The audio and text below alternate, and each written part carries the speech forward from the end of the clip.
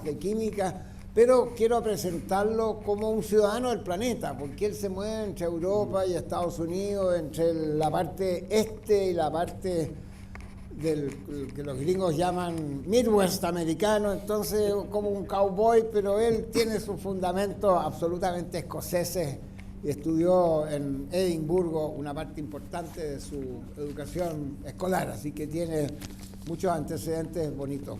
Sí. Profesor Malcolm Forbes. Para nosotros Forbes es el listado de la gente rica del planeta. Usted debe ser pariente y puede influenciar. Can you follow me or not? A little bit. But I want to point out that you pronounced my name Forbes. So everywhere in the world it's pronounced Forbes, except the town where my ancestors came from is Aberdeen, and they pronounce it Forbes. 2 syllables. So you pronounced it correctly. In the Irish style, not in the American way. Yeah, Forbes. Yeah. Oiga, this is for us, the listing of the richest people in the world comes from a parent or someone connected to your family name. Indeed. So you must know that. So. I do know that. Yeah. Okay, I tell but people, he's a chemist, so no, don't worry. What I tell people is I have the same name, and but I don't have his money, but people do call me back. So if you can make arrangements in the list, you know, put me... Oiga, él es entretenido, me dijo Carolina que lo presentara en español, sí, ya les dije, él nació en la parte norte de Irlanda, en Belfast, de ahí se fue a Estados Unidos, de Estados Unidos volvió a terminar la educación media en Escocia, en Edimburgo, de ahí se fue a Estados Unidos, un hombre amigo de los aviones, como un científico del siglo XXI, sí, con hartos pasaportes, y como tiene antecedentes maternos y paternos europeos también, me dice que tiene hasta 4 pasaportes distintos, así que he's a man of the world, ¿sí? Como tiene que ser para un científico de ahora, ¿sí? Oiga, después de haber recibido estudiar en Chicago, que lo marcó notablemente en química, y especialmente, me imagino, en fotoquímica ya desde joven, se fue a Chapel Hill, hizo un postdoc en Caltech, y de ahí se fue a Chapel Hill, en North Carolina, y de ahí de alguna manera le ofrecieron ser profesor en la Universidad de, ¿cómo se llama? Bowling Green State, que él va a explicar cómo tiene este nombre, que a mí me parecía muy raro y me obligó a ir al mapa americano y ver dónde diablo estaba Bowling Green State University. No sabía. Ohio, so really Midwest. Y además él fue director del Centro de Fotoquímica, ha venido a Chile muchas veces, conoció muy bien al profesor Lisi, lo que también nos honra mucho porque es de la casa.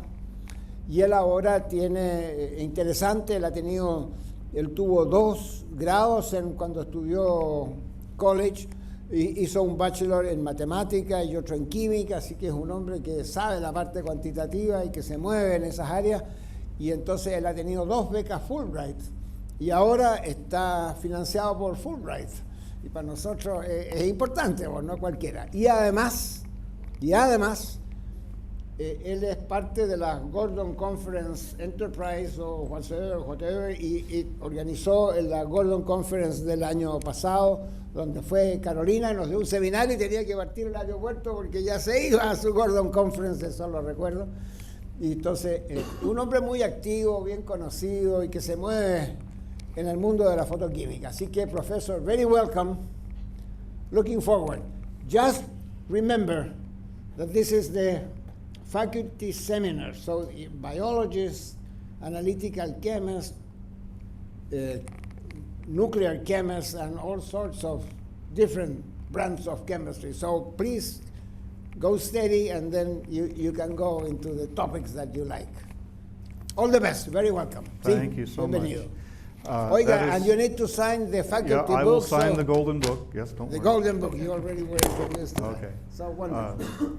Thank you so much. That is by far the most elaborate and dramatic introduction I've ever had.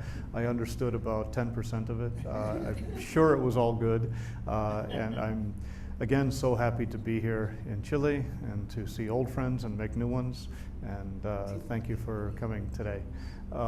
I'm going to take you on a little bit of a journey that connects photochemistry to a particular type of spectroscopy I do called electron paramagnetic resonance, and I do it in two forms. I do it in steady state equilibrium form, and then I do something called time resolved EPR, which right now in the United States there are only 2 labs that carry out that experiment, and I'll show you why we do it, because it has such a deep connection to photochemistry and photophysics. So I will start with, I hope, just a little bit to show you the breadth of EPR spectroscopy, the number of different fields you can use it to study things in. There's a rumor that NMR papers there's more papers about NMR, but EPR papers are more highly cited. I don't know if that's true or not, but I like to hear that. A little bit of history. This is a paper from JAX in 1900. It's a communication by Moses Gomberg, and it's a report of the existence of triphenyl methyl. Now, prior to this paper, all information about free radicals was complete speculation. People didn't have hard evidence that they had trivalent carbon with an unpaired electron. It was considered very unusual. This is before Lewis dot structures, okay? So there was no octet rule to violate here, but Gomberg laid his fist on the table and said, I have a free radical. Now he is as famous for this paper as he is for the last line. It says, this work will be continued, and I wish to reserve the field for myself. Now, you can't do this anymore, but in 1900 you could. This was a leftover from the German literature in organic chemistry, that if you made a new molecule, you could simply declare that it was your molecule, and everybody else should leave it alone, and you will work on it yourself. So this was okay for 1900. It is not okay for 2026. So please don't write this in your next paper. Okay. Okay. In 2008, I was on my first Fulbright fellowship in Russia. I was in Siberia, and I had an opportunity to travel to Kazan, which is where EPR spectroscopy was discovered in 1944 by Evgeny Zavoysky. In the university, they have a museum of EPR spectroscopy, and that is the original first EPR spectrometer with the magnet and the actually not microwave source. It was 140 megahertz. It was a radio frequency source. The field was 50 Gauss, so a very small field. The sensitivity was so poor that you needed 1 gram of sample to see any signal. But the cool thing is that the curator of the museum turns on all the lights, and then he starts flipping switches, and he puts a sample in the spectrometer, and a signal comes up on the oscilloscope almost 100 years later. So I use this as an example to my students. Take care of your equipment, okay? Because if it's still working in a museum 100 years later, you've done it correctly, right? This is Zavoysky's daughter. She's a historian of physics living in Moscow. There's a medal in his honor, and I was speaking at the symposium where the medal was awarded, and I met her. Now his granddaughter comes, because she's quite old now, so the granddaughter comes to give the medal. This is the first EPR spectrum. It's of a manganese salt, and what Zavoysky had to do, he didn't have a chart recorder, so he pressed the chart paper up to the oscilloscope, and he drew X's to get the spectrum. Okay? And this is the first spectrum. Note the date, January 21st, 1944. He published his paper about 1 year later in the Soviet Journal of Physics in 1945. The winter of 1945, the world was still at war. There was a lot going on, and this paper was largely ignored because it was basic science and nobody knew what he was really doing. So his paper was not translated in the West until 1947. And that was unfortunate because the Nobel Prize for NMR was awarded in 1946. But his EPR experiment precedes the first NMR spectrum. This was the first magnetic resonance spectrum ever recorded. And had that been the other way around, Zavoysky would have almost certainly shared or maybe won that prize by himself for this experiment. When you go to Russia, you might meet an intelligent and attractive Russian scientist who will marry you and have children, and that's what happened to me. This is my wife, Natalia. She's a PhD chemist from Novosibirsk, born in Krasnoyarsk. She now works for Syngenta Crop Protection. They have quite a strong presence in South America, mostly in Brazil, for the corn farming. But she works in crop protection. She's a very successful scientist, 7 patents and 2 products on the market from her research, and I'm very proud of her. And she will appear a little bit later in a topic that we actually, I think we were just having pillow talk, and we just started discussing science, and something came up that I used, and you'll see why. So let's talk about radicals. Some of you know what nitroxides are, some of you don't. These are stable radicals. You can buy them in a bottle, put them on the shelf, and 3 years later it's still a stable free radical. Okay? They have an unpaired electron, and they can be synthesized naturally with nitrogen-14, but you can also enrich them with nitrogen-15, and I'd like to walk you through the spectroscopy of these. When you have unpaired electrons in a magnetic field, there we go, the Zeeman interaction will split the energies of the electrons, +1/2 and -1/2. So now you have an energy gap. So you can excite between those levels, and it's typically in the microwave region of the spectrum. There is an additional interaction. Nitrogen-14 is very close to the electron, so there's something called hyperfine interaction. This nitrogen-14 has a nuclear spin of 1. So it has 3 projections, +1, 0, and -1. So we get 3 lines split. Each electron spin state is split into 3 transitions, 3 states.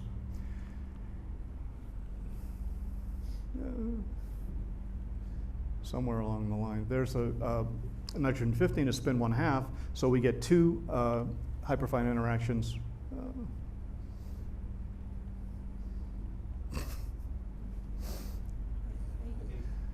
Okay, so we have 2 lines split here, whereas we have 3 here. There are 3 allowed transitions. They are the ones that change the electron spin state, but not the nuclear spin state.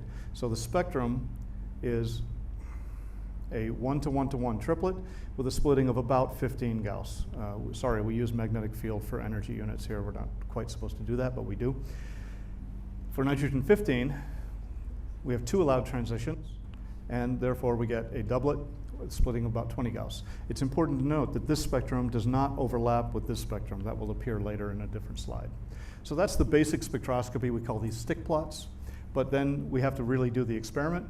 So what we do is we have a fixed frequency in the microwaves. We tune to 1 frequency, and we change the magnetic field to change the energy levels to come into resonance with the transition.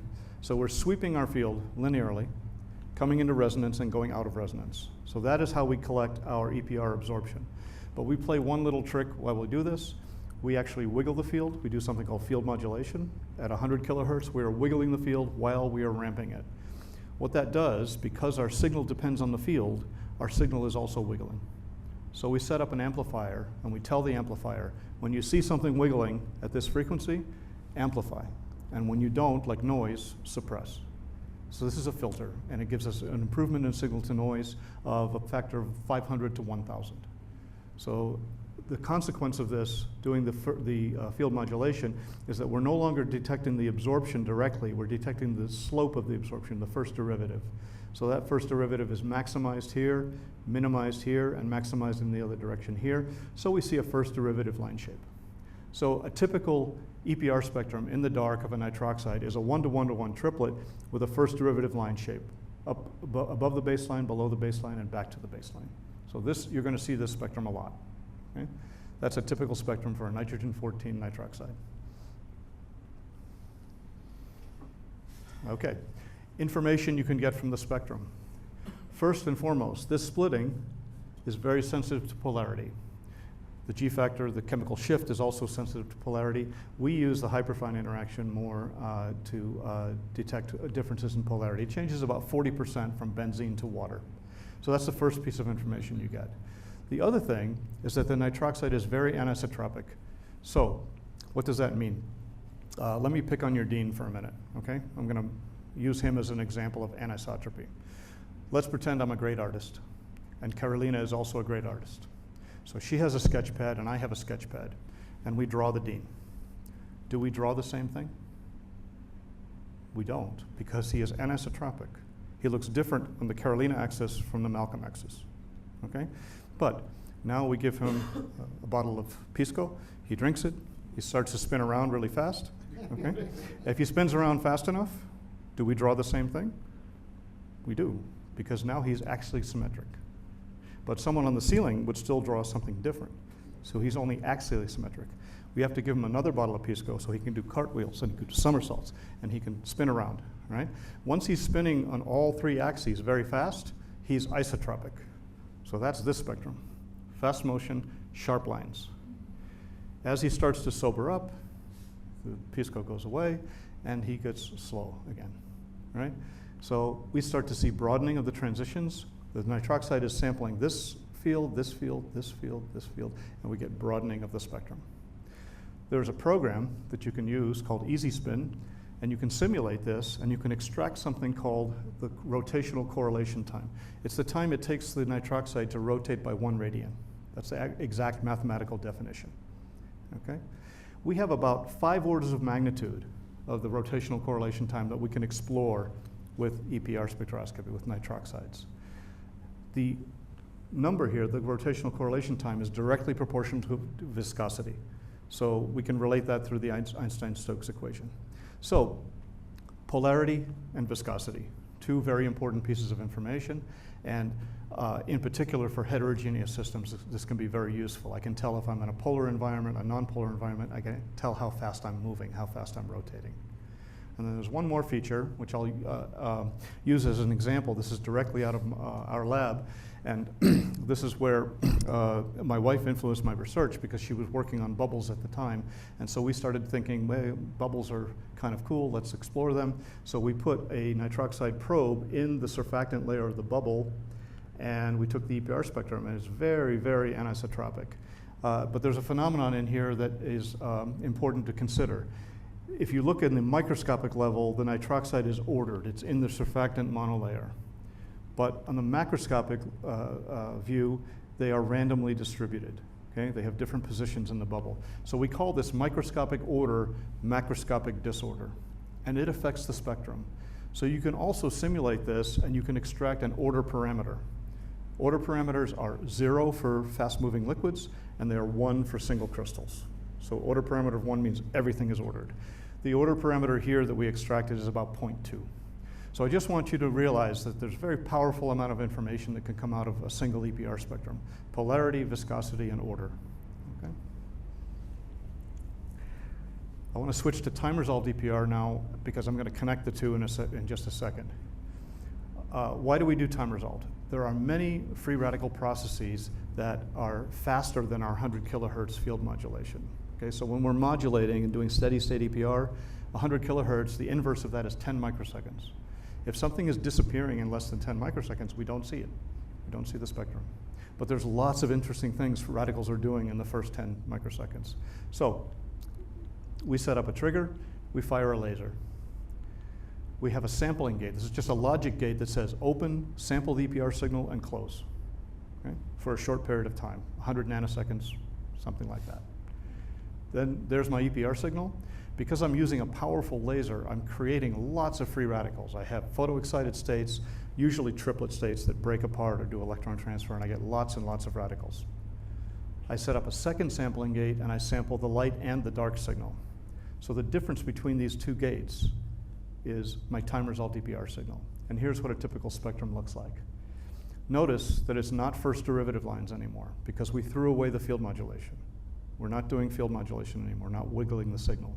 So we see direct Lorentzian lines. But the other thing we see is we see spin polarization. These lines are in emission, they're not absorption. Okay, so I need to explain to you what that's all about. When we do time-resolved EPR, we're sweeping the field still. We still have our microwaves on CW. Every single data point here, we're repeating this timing sequence about 15 times. That gives us signal averaging back, gets us signal to noise back that we lost by throwing away field modulation. Spin polarization. Boltzmann tells you that nature likes the lowest energy state. Nature likes to be at the bottom in energy. So we normally have more population in a lower state in a quantum system than the upper state. So when we do a transition, we see absorption. In time-resolved EPR, you can very often get enhanced absorption, a bigger population here than Boltzmann would predict, or you can overpopulate the upper state and get emission. And I'll show you a few mechanisms by which this happens. This falls under the banner of spin chemistry, sometimes spin physics, but we prefer spin chemistry in my lab. Okay, transient radicals and radical ions are usually created in pairs. I photoexcite a molecule and I might break a bond and I'll make 2 radicals. And this is important because they both have spin. So it's going to matter what those spin states are. Are they both spin up? Are they spin up, spin down? Are they both spin down? Okay, we need to worry about that. If we make radical ions by electron transfer, same thing. We're making 2 at a time. We always have a radical pair or a radical ion pair. So now a little bit of what I call finger physics, okay? I'm going to represent the spins as spin up and spin down, okay? And if they are opposing each other, there's no net angular momentum. This is what we call the singlet state, electrons paired. That's the vector model for a singlet state. There's a triplet state, 2 up, 2 down, or this one, okay? And the relationship between this, we call this T0, the relationship between these two is simply phase. They're both precessing a magnetic field, and all I have to do is I just alter the phase of this signal, and I can convert from singlet to triplet. Normally, photochemically, I'm dealing with triplet states. I get fast intersystem crossing, and I get a photoexcited triplet. So I'm usually here to begin with, but eventually I'm going to dephase, and I'll show you how that happens. It is a function of distance because of this thing here called the exchange interaction. Heisenberg tells you that if you have 2 unpaired electrons and they do this, or they do this, it's the same thing. If I change angular momentum or I change position, those are identical things, and I can't tell the difference between them. Okay? That's Heisenberg. So when I am here with my 2J, my exchange interaction is fast. So let's go to the vector model and talk about fast exchange. I'm doing this really fast.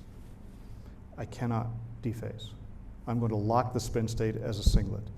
If I'm a triplet and I interchange very fast, exchange interaction, I stay a triplet, I can't dephase. So here, where the electrons are strongly interacting, they're close together, they remain pure, singlet or triplet, one or the other. But when they get out here, way far away from each other, they're much more influenced by other magnets, like nuclei, than they are by each other. So when I get out here, long distances, the J coupling is small, the exchange interaction is really not working, and now I can get out of phase. Okay? So I can interconvert between singlet and triplet. It's called spin state mixing. And this is where some of our polarization comes from. Spin up. You might recognize some people in here.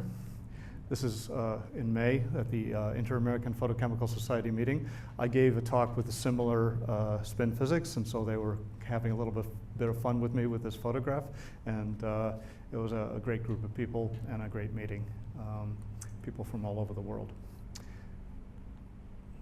So this is just a vector diagram to show you the interconversion between a singlet and a triplet. When I'm here, I'm somewhere in between.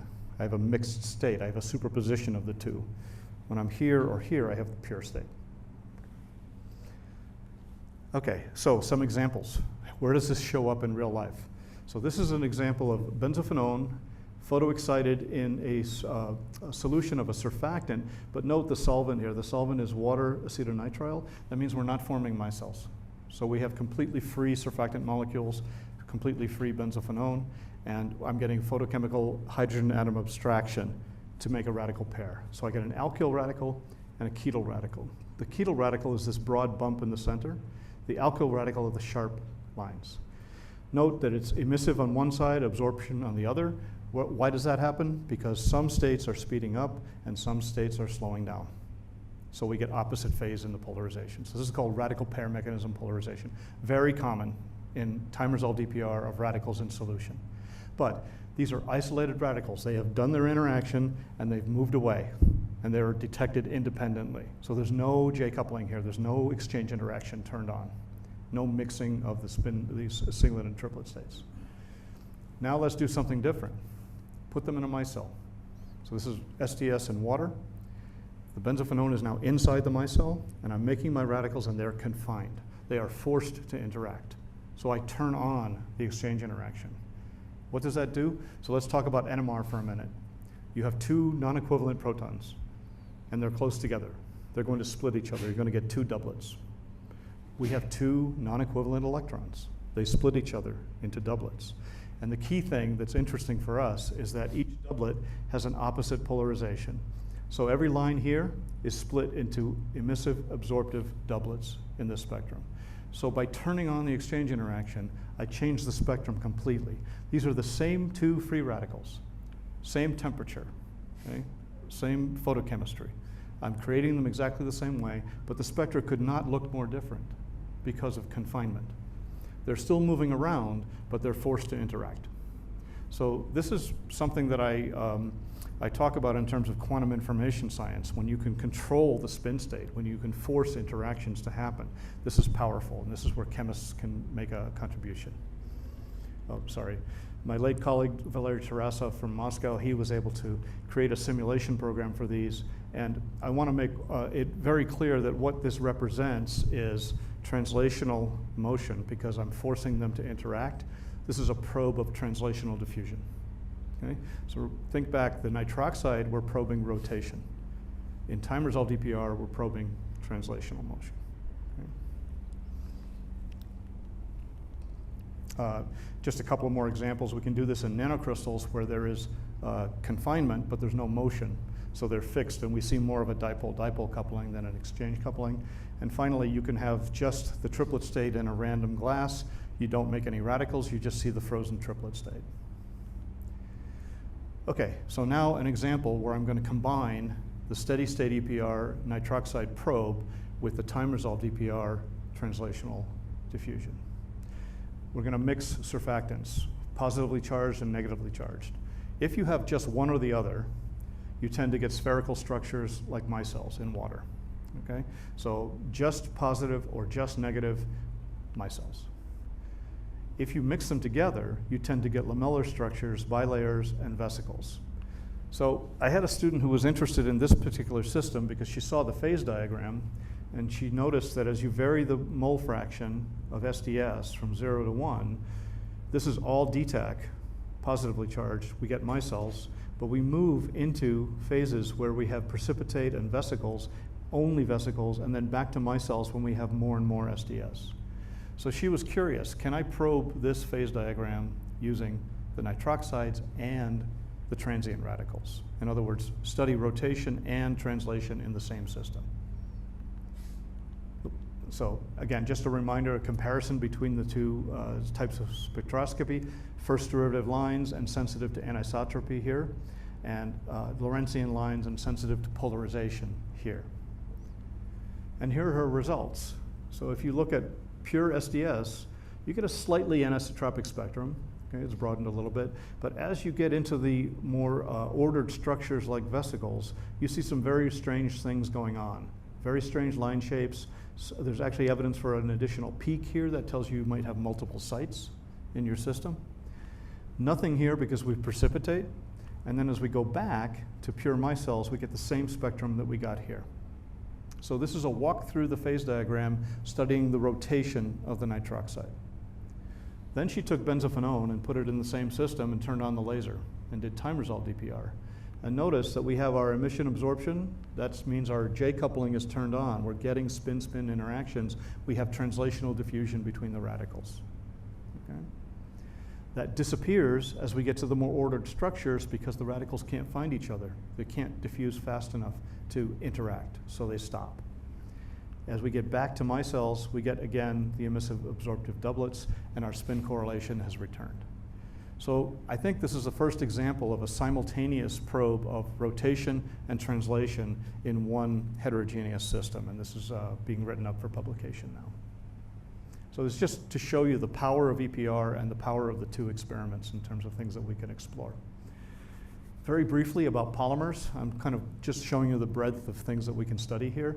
These are acrylic polymers, so you can excite the ester group and you cleaves to make a main chain free radical.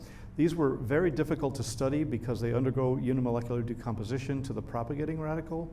So there was not very much EPR spectroscopy on these radicals until we came along with our time-resolved experiment. This is fast, it's about 20 microseconds, and you generally don't see the main chain radical with steady state. So we took the time-resolved experiment and we got spectra of many different polymeric radicals.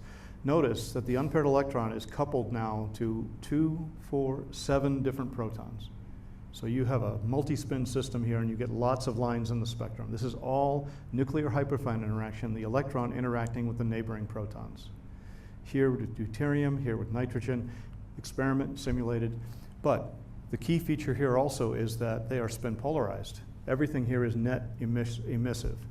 Where does that emission come from? It's not radical pair mechanism that I just showed you. It's not EA doublets, it's not emission absorption, it's all emission. So where does that come from? It comes from something called the triplet mechanism. When I photoexcite a molecule, it's spin allowed to go to the first excited singlet state. Intersystem crossing takes me to the triplet, but molecules in triplet states in general are anisotropic. So an electron that feels a torque in an orbit feels a different torque on this axis than it feels on this axis. So the rate at which my singlet becomes a triplet, that spin flips, is a different rate for each triplet level in the molecule. So this is what we call the zero field splitting of the triplet. The triplet has 3 different energy levels on the 3 canonical axes. That polarization is carried to the laboratory frame where I do my EPR experiment. This is a high magnetic field, but I still have the polarization. And if I cleave this triplet state to make free radicals, the polarization is retained. So that's where the net emission in those spectra comes from. It comes from the triplet state of the molecule before it cleaves. It's already spin polarized. So now we add one more polarization mechanism, and this is called the radical triplet pair mechanism. What I just showed you, polarization created by intersystem crossing, laboratory frame, but now I'm going to disrupt what happens next. I'm going to put a nitroxide in the way. The nitroxide, the triplet has 2 unpaired electrons, the nitroxide has 1. When they collide, they mix. And spin polarization information is transferred to the nitroxide. The nitroxide is stable, but it produces a spin polarized spectrum because it accepts polarization from the triplet. It also quenches the triplet. So everything goes back to the ground state. The triplet goes back to its ground state. The nitroxide eventually relaxes its spin back to the ground state. It's a non-destructive spin probe tool. So I had a student who was interested in asking the following question. Here's what I just showed you. Photoexcitation of the ester. I make a triplet state somewhere in the polymer chain. I don't know where.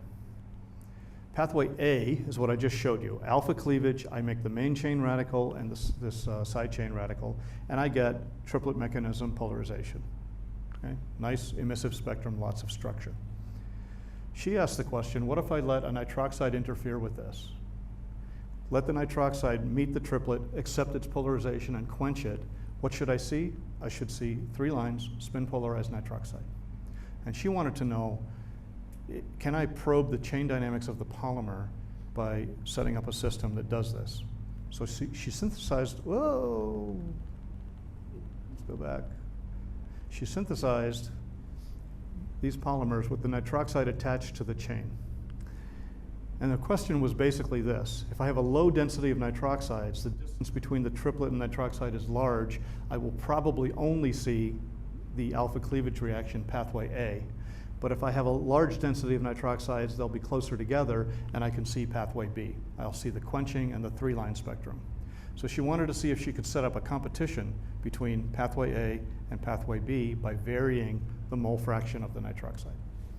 So her first experiment was actually really pretty cool because it established the role of the chain dynamics. Intermolecular means the nitroxide is free to move anywhere it wants. And so it can go, and it's a small molecule, it can diffuse quickly. So it can find triplet states relatively easy, and I see only pathway B, only quenching and spin polarization transfer. But if I attach it to the chain, now I depend on the chain to get them to meet. So it slows down, and I start to pick up transitions from pathway A. And then, that's Sue, by the way. She now works for Samsung in Korea. Very, very good student. This was her best experiment, varying the mole fraction, and you see that at 0.1, 0.5 molar, we get mostly pathway A. We get cleavage, we get the main chain radical. But somewhere between 0.5 and 1 molar, it changes over. Now we have a high probability of the nitroxide and the triplet state meeting, and we get quenching and we get pathway B polarization. And at 2 mol%, almost exclusively pathway B. We also understand that this is an anisotropic spectrum. We have different intensities and line widths in all of these lines, and so we can start to probe the chain dynamics with this.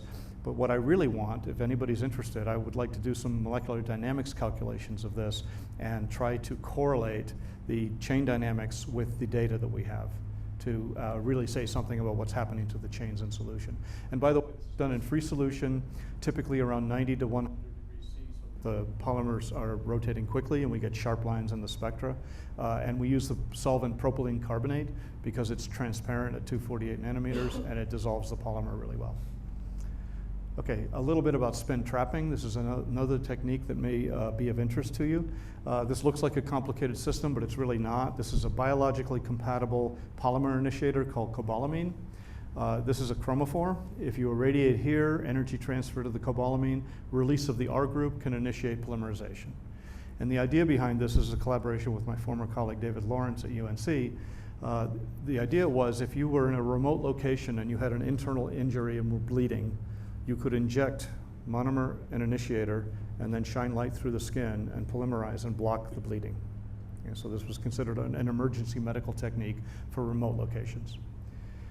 David came to us and said, Malcolm, I think we're making ethyl radicals here, but we don't know for sure.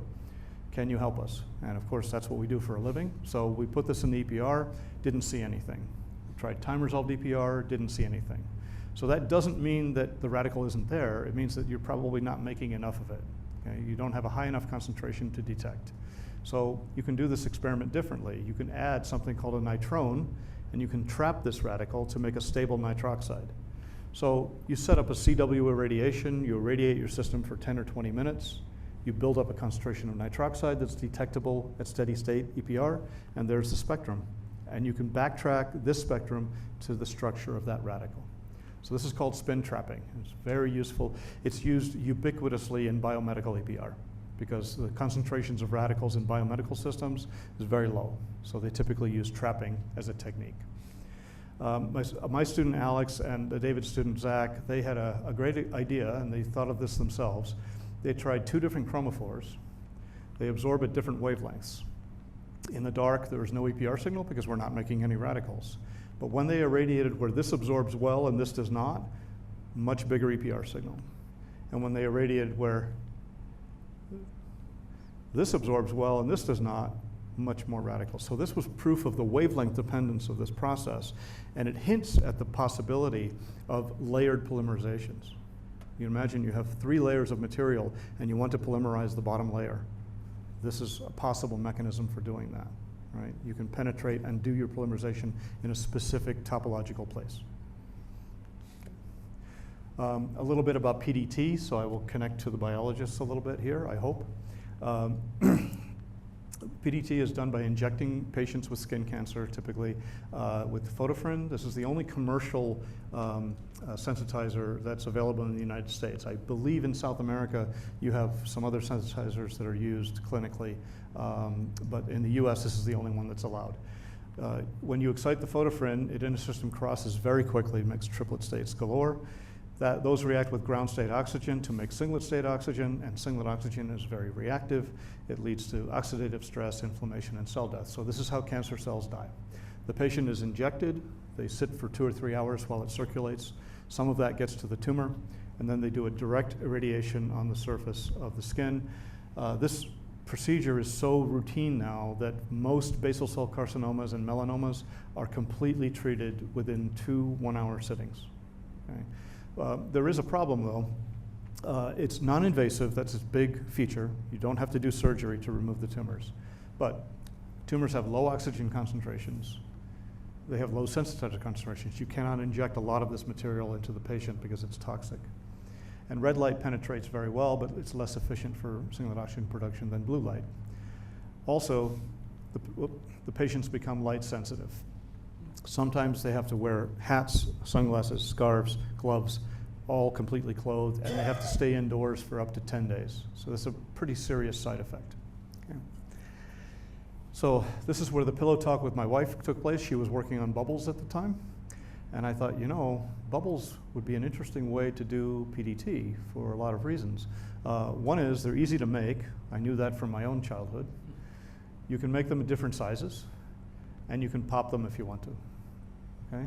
But for me, the pipe dream experiment was as follows. A bubble that has a sensitizer in the surfactant layer, oxygen inside the bubble, and then I can inject that with a catheter directly into the tumor with a fiber optic that has blue light. So now I have all the ingredients, oxygen, sensitizer, blue light, in one place. This is invasive, but it puts so much more efficiency into the PDT process. And there are some cancers that are not surgically operable, like pancreatic, so this could be a possible treatment. Now, a couple of caveats. We don't use nanobubbles, we use microbubbles. Nanobubbles are not stable. And we cannot use pure oxygen because pure oxygen bubbles are not stable either, so we use air. And air is fine, it's 16% oxygen, so we've got enough oxygen in there. Also notice that we have ultrasound transducers because bubbles have an ultrasound response, okay? So we can image them. And this is important if you want to do medical work on a living patient. It would be great to be able to see what you're doing as you go along. So here's just an example. This is a piece of chicken meat. Literally went to the grocery store, bought a piece of chicken, and that's our catheter going into the chicken meat. There's our fiber optic. And the green here, this is not fluorescence or phosphorescence. This is ultrasound response. This is an ultrasound image of our bubbles, so we can track them. We know where they are. Okay. This is too big right now. We need to get the size of this smaller if we're going to attack tumors like pancreatic. But in general, it shows a proof of principle that we can image them. But the chemistry here is what interested me. And my late colleague, Valeri, who you saw a photo of earlier, he brought this reaction to my attention. He said, you know, you could probably use this to track singlet oxygen. And he was right. We can use an amine, react with singlet oxygen, and make it stable nitroxide. The hydroxyl radical here is very reactive. It disappears very quickly, but this builds up, and we can do EPR spectroscopy with it. So this is like a trap for singlet oxygen. And my interest was, this is my pipe dream, is have a biological system where I can put a nitrogen-14 amine in one location, a nitrogen-15 in a different location, turn on the light and make nitroxides. I should see a three-line spectrum from the nitrogen-14 nitroxide that's created, and a two-line spectrum from the nitrogen-15. So this is what I call topological discrimination of singlet oxygen production. This is the goal. We haven't done this in a biological system, but we have made some progress. So I had a postdoc, Dave Ziegler, who asked the question, if my sensitizer is outside a heterogeneous system and my substrates are inside, can I tell the difference between inside or outside for these species? So the first experiment he did, we initially thought it was a mistake. Here's what he did. Here's our sensitizer. It's in the aqueous region. There's our surfactants that we use to make the vesicles. And we use these two as probes. But that turned out to be problematic because with the ketone group here, these probes are actually amphiphilic. They move back and forth at will between inside and outside. They're sometimes in the bilayer, they're sometimes inside, they're sometimes outside, they're everywhere. So we got a weird result, but it turned out it's a really good control. If there's no wall, if there's no discrimination, no topology, we should see the same thing in free solution as we see in the vesicles, and we do. Almost identical. The quantum yield is slightly different because of difference in polarity, I think, but the same EPR signal. The same ratio of nitrogen-14 to nitrogen-15. So no discrimination, but it makes sense because there's no wall. They're free to move anywhere they want, and so we see the same spectrum. So the next experiment was same sensitizer, same vesicles, but now we have a charge on this amine, and it's located inside the vesicle. We do this by making the vesicles very concentrated and then diluting up. About 95% of them have this substrate on the inside. And now we see a huge difference. We have a wall. We have an inside and an outside. The quantum yield drops by a factor of 20, and the EPR signal diminishes considerably. So this is, I think, on the 100 nanometer scale, the first topological discrimination of singlet oxygen reactivity, and this is also in preparation for publication. All right, I think this is the last topic. In 2018, I was part of a Department of Energy workshop that asked the question, what can chemists do in quantum information science? And I'll define that term in just a minute. So we wound up from that workshop writing a review for Nature Reviews Chemistry, and I was lucky to be involved with all of these wonderful scientists on this paper. Believe it or not, we wrote the paper during the workshop as a joint Google Doc in Word. 16 people typing and editing at the same time. And in a day and a half, we had a 25-page manuscript. It was an incredible experience. I've never done it since. It was It was stressful, it was frightening, it was wonderful, I learned a lot, but I'm not sure I want to do it again. Okay, so what is quantum information science? It includes quantum communication, quantum computing, and quantum sensing. Okay? So what does it mean? When you have a digital computer, you have ones and zeros, and they're discrete. You either have a 1 or a 0, and you change them, and you can transmit information, you can do calculations, etc. But it's always either a 1 or a 0, and nothing in between. A quantum computer has a coefficient of 1 and a coefficient of 0. They're mixed together, kind of like this, okay? And that's called a qubit, okay? And singlets and triplets, they can mix. I just showed you, right? So they can also be qubits. So this is the link now between photochemistry, free radicals, and quantum information science. So photons create spin states, excited singlets and triplets, and correlated radical pairs.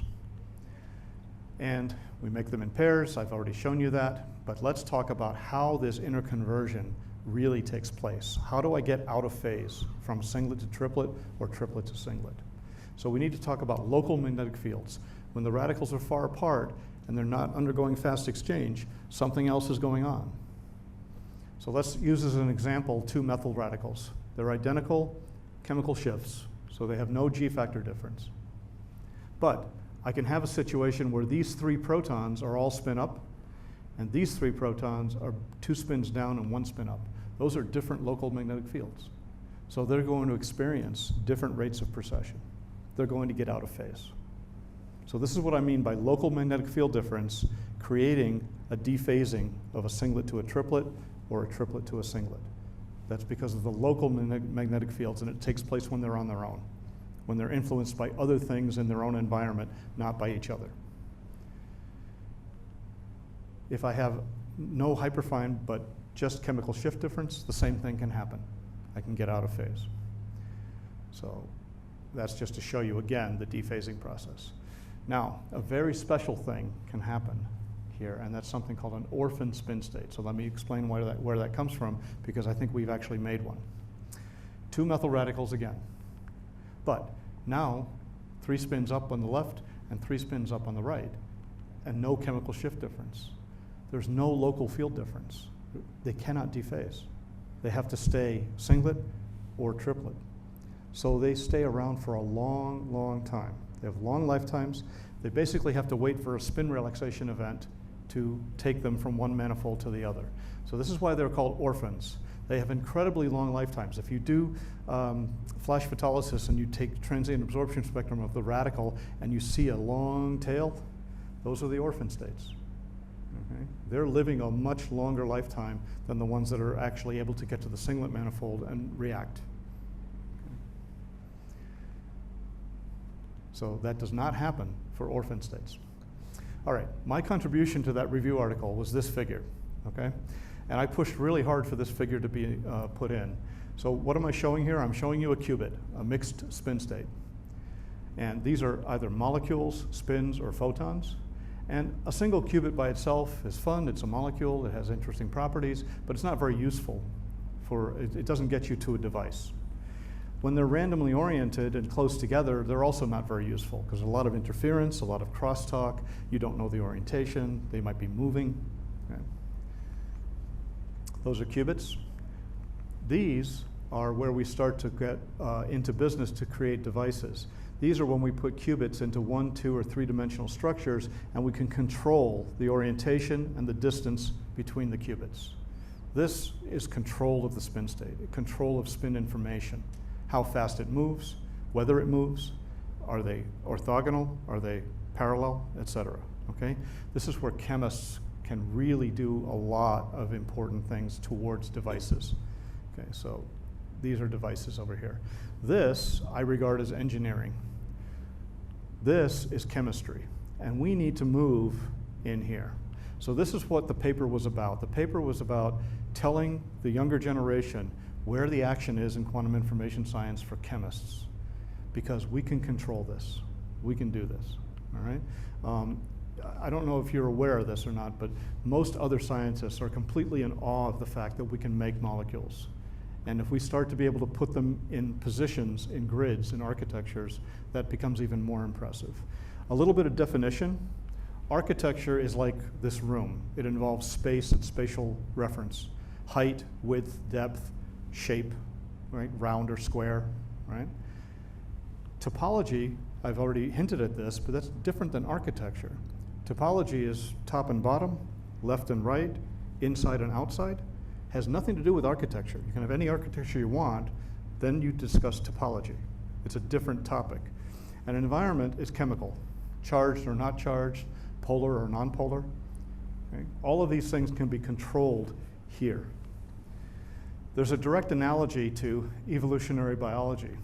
Single-celled organisms are molecules, the primordial soup is the architecture, and the device evolves. Okay? So, we are doing this with metal organic frameworks. This is a collaboration with Miguel Garcia-Garibay at UCLA. Miguel came to us with this problem first, and then we saw the connection to QIS. He was putting nitroxides in the MOFs, dilute, and taking EPR spectra, and he was, well, actually, we took the EPR spectra. He sent us single crystals of these. This is just how he does the synthesis. And these are quite dilute in the MOF.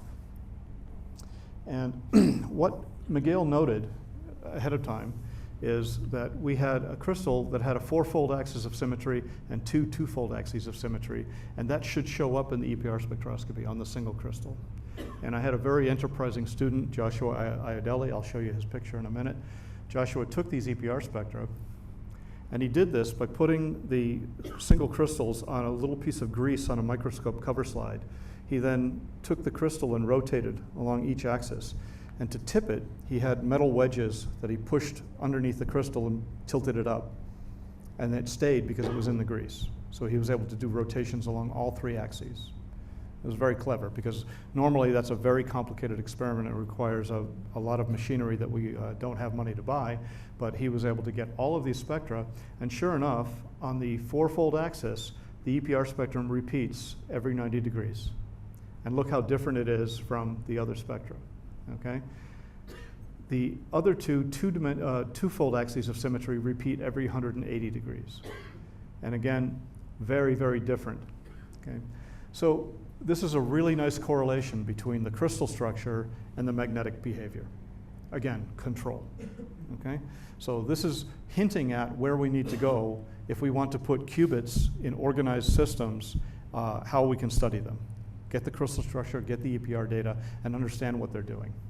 So the last place, there's Joshua. He's now working in industry in Oklahoma.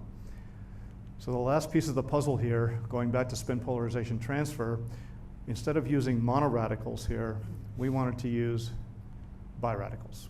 And why biradicals? Because biradicals have a spin exchange interaction.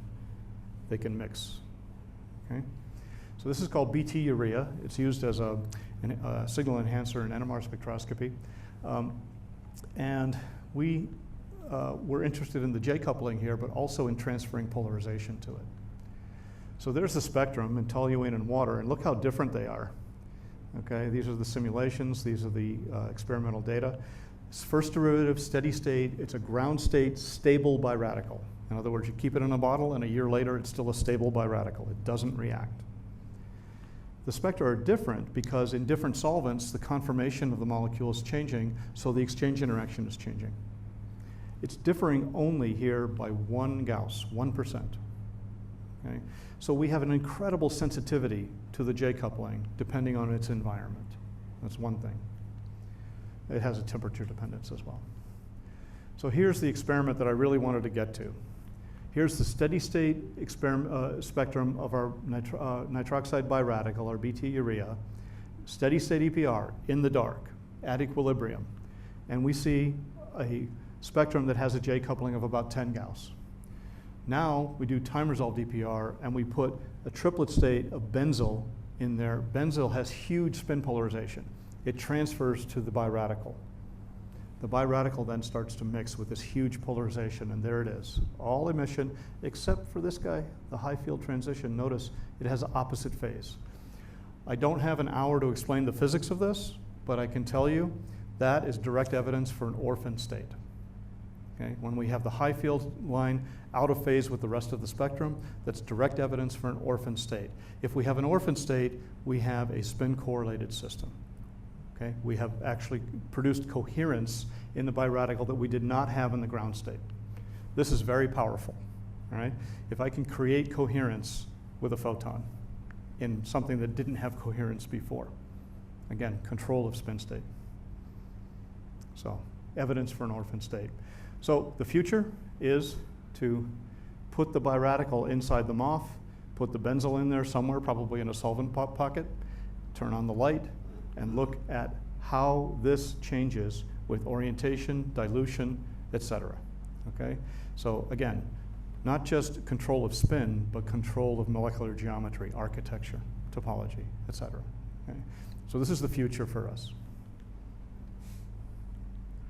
I'll close out with a couple of pictures. My family has a travel bug. We like to go places. This is from 2015 in the Amazon. And these are my sons, Elliot and Cameron. This was right after it rained, and the sloths like to come out in the rain and eat because they don't like to eat during the rain. So there's a baby sloth. And this is a boa constrictor snake that was hunting the sloth. And our guides caught both of them. And we had some photo ops. We let them each go, one on one side of the boat, one on the other. So we probably saved the sloth's life, at least for another day. Notice that Natalia is resting it on my head because it's heavy. There was quite a story behind catching the snake, but I won't go into it. I want to talk a little bit more about Chile. I just spent 4 days in Atacama Desert with Elliot, just to show you what Elliot and Cameron look like now. There they are. So that's 11 years later. Elliot just graduated from high school, and he's with me here in Chile, enjoying your country very, very much. A few things that we've been up to in the desert. Just absolutely amazing wildlife up there. If you haven't been, you need to go, okay? It's really just an amazing place. I have a pretty good camera, so I got some good close-ups of this, but the birds were especially beautiful, and I managed to capture some flamingos in flight. I don't know if you're aware, but there are 3 species of flamingo that live in the salt flats there, and they're the Andean flamingo, the Chilean flamingo, and the James flamingo. And they actually sometimes nest together and protect each other's eggs. They don't intermate or intermarry, but they generally do stay one mate for life. Some scenery that we encountered, just spectacular, breathtaking at every turn. And the moon was full while we were there. So we were very lucky to be there at that time. And I don't know if you can see it or not, but the ALMA, the submillimeter and millimeter light source that does the astronomy for deep space, it's a set of buildings somewhere around here. We passed by it several times. The dish array is in a different part of the desert. It's 50 dishes, but all the data is processed in a little facility right here. And there's some more pictures of the moon and the sunsets, and this guy hung out with us for quite a while. I think he had just eaten a fly here, but just a spectacular place to be. And so I want to thank you for listening. Thank you for being here. Thank you for Chile. Thank you for your people.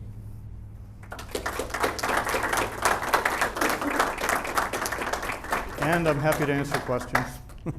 So. I'll ask Carolina so that you can share the debate now. It's too complicated.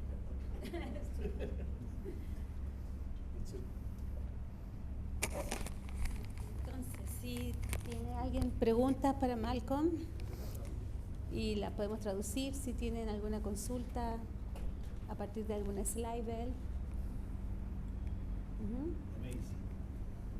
Amazing. So thank you for your beautiful talk. But no, I'm just thinking for you. I think, did you have a question? Nice talk. I did not understand the biomedical applications that you imply. So Okay. Could you explain it better? Sure. So in the ground state, in the dark biradical, there is no coherence. You have a singlet and a triplet. The triplet is usually a little bit lower in energy, but they are not correlated in any way. There's no phase relationship between them. It's random. So you picked any 2 biradicals, they would have different phases, okay? Once you have all that spin polarization and you have a large enough exchange interaction, they begin to group the spin states, okay? And they create coherence, okay? That coherence, if you were to do a pulse DPR experiment, you would see oscillations in the time dependence.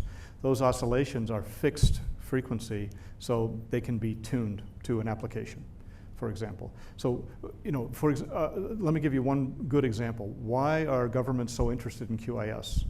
Because if I send a message to a satellite and I send it, it goes down to somewhere in another country, and it's quantum information, that means it's all coefficients, and only the sender and the receiver know the coefficients.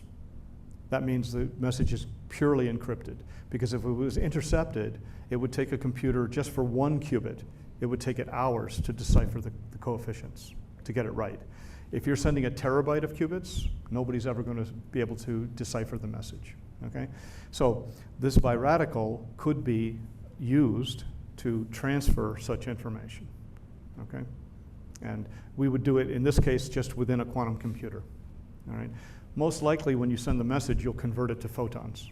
But it's easy, once you have an electronic device, to take an electric signal and convert it to photons. Okay? So that's the potential for that. But it's the creation of this coherence that's the big deal with the biradical. And that orphan state is standing out saying that we have done that. Okay. Better? Do we have more questions for Malcolm? So I just, yeah, to you? Si la puedes hacer tú. Sí, sí. Si esta técnica de LPR puede ser complementaria con espectroscopía Moss-Bauer para el hierro 57.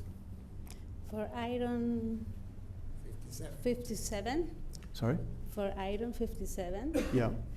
Have you had the chance to complement the spectroscopy EPR with the Moss-Bauer? No, but that would be something that would be very interesting to do, for sure. You generally have to go to very low temperatures to do that, but we could. Yeah. Yeah, that's a great suggestion. It's actually, people have talked to me about Moss-Bauer a lot. Yeah. So. Okay, thank you. Mm-hmm. And I have a question about your work with the polymer, that Mhm. you place some nitroxide Yep. in different molarities Mhm. amounts. How do you regulate the sequence? We don't. It's You don't? random. It's just random? It's random. That's why the MD simulations would be useful. Because imagine you have A and B on a polymer chain, and you need to find out how often they're making contact. So Yeah. what's the autocorrelation function Yeah. for A to meet B? That's what MD could tell us. Mhm. And that could be correlated directly back to the EPR spectra. So then you would know something about the chain dynamics. Yeah. So that's why I'm interested in doing MD on this system. Yeah. It is random. It is random. Yeah, And I because- don't think there's an easy way to change that. And there is a way to characterize that? To- I mean, with another spectroscopy to know the amount or the sequence? I don't know. The only other thing we've done, we did steady state EPR Mm. on the nitroxide yeah. containing polymers. That's the way. And those are also different, and they're solvent dependent. Yeah, So because of Sure. the change in the dynamics. yeah, So yeah. yeah, I haven't thought too much about that. Whether we could do something else. The chromophore itself, those esters, the phosphorescence of the triplet is very weak, and it's in the UV, so it's very difficult to detect. It is deep in the UV. So. Yeah, that's a problem. Yeah, we're very lucky with those polymers. They're very strongly spin polarized because the polymer chain is moving Yeah. slowly, but the ester side chain is moving quickly. So they're very anisotropic. So we get a huge polarization. We can irradiate those samples for 48 minutes, 45 minutes, and no decrease in signal. Nothing happens. And the absorbance at 248, the extinction coefficient is 4. So we have very, very low absorption Yeah. as well. Too low. So we're just lucky that the polarization is strong. Yeah, it's true. And the very last question from me, at least, Okay. in your experiment of the liposome, Mm-hmm. how do you control the partition of your tempo? So the way it's done is we make the vesicles very highly concentrated and dilute up before we do the experiment. And there was a paper where we read on this, and we checked it. We can take the steady state spectrum before and after, and you don't see anything in the aqueous outside layer. Nothing at all? Well, so the estimate is that 5% of the nitroxides are outside, but that doesn't show up in the EPR spectrum. So You cannot calculate, but yeah, I don't know. I mean, discuss about. yeah, I'll try to find you the reference that we used for that. But I know that we followed somebody's procedure for this, so because we're not experts, so. So But we yeah, have a chance. it's a good question. to Yeah, collaborate. yeah. Yeah. So if we have no more questions, so let's thank again. No, Oh, here we okay. have. Yeah. Go ahead.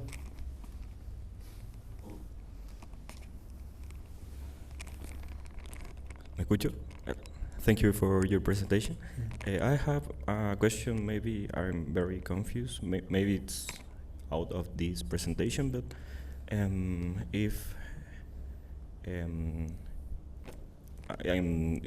when you let me see. Did you ever, when you do this type of experiment, did you analyze the hyperfine coupling constants, and if there is a correlation with the mechanism like a Fermi contact or pseudo contact Yeah. in this type of compound like MOFs or molecular qubits, if there is Yeah, a it's a good- correlation with the spin polarization? Yeah, it's a good question. So the difference between a dipolar mechanism for hyperfine versus Fermi contact is not something we usually worry about.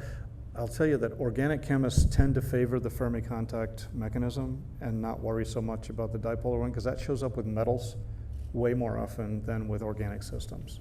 So we just assume it's Fermi contact. I'm not sure that our experiment would probe that beyond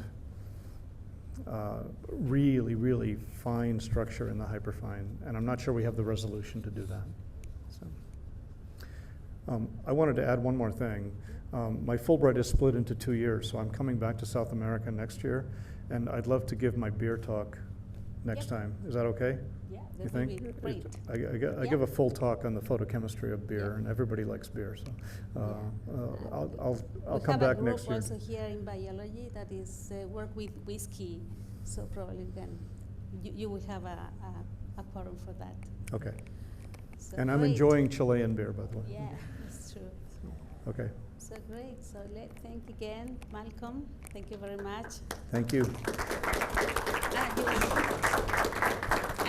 Regine wants to give you something. Oh, my goodness. For your beautiful presentation. Here I have a present Oh, my God. where is history of this university. Okay. First, School of Art, Mm-hmm. the Technical University, Mhm. and actually this is the University of Santiago, Chile. Okay. This is the faculty. Okay, wonderful. you. Thank you. Can we get a photo?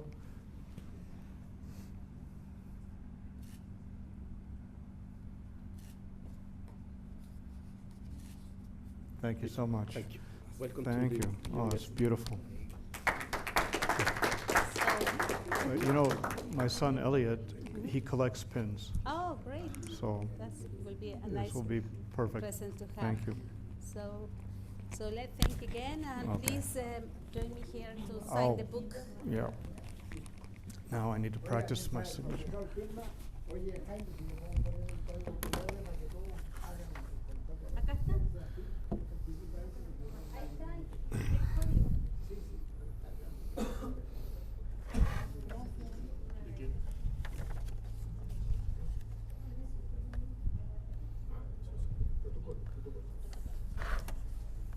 Okay, and I can use, oh, okay, just this page, okay.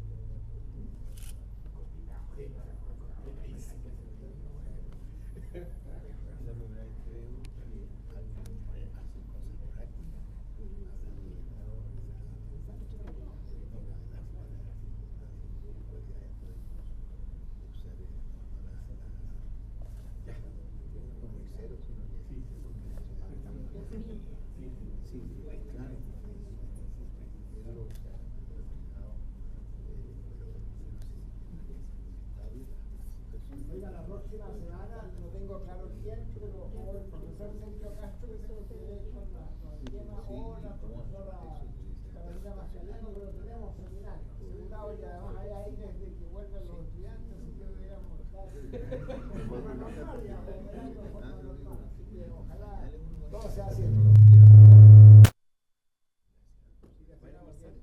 Sí, déjame que escriba acá mi asistencia. Muy bien. Yo nunca hago eso. El código de barra.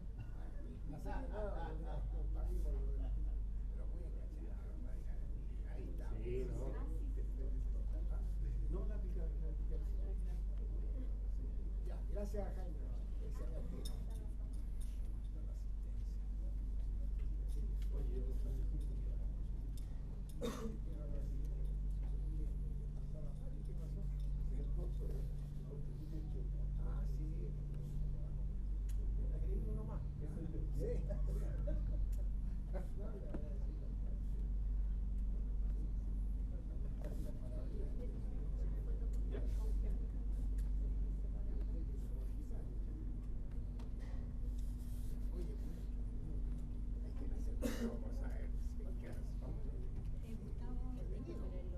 ¿Hasta allá?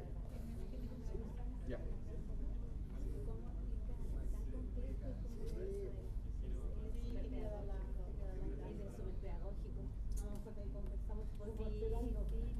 Para ir para allá, ¿no?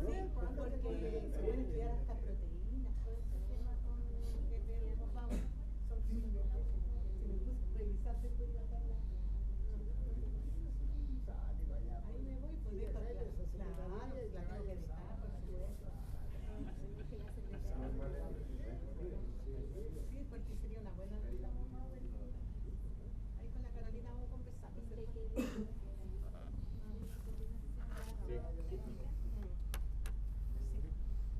Ahí conversamos.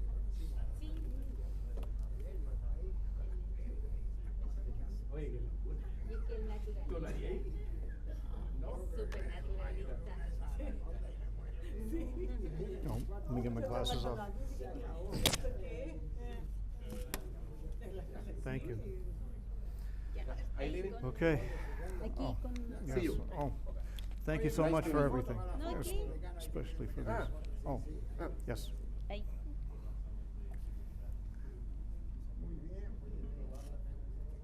No, bonito, estos seminarios bonitos porque uno aprende harto. Okay. Gracias. Thank you. Thank you, eh? Okay. Okay, one of us? Great. Can we get one of us? Yeah.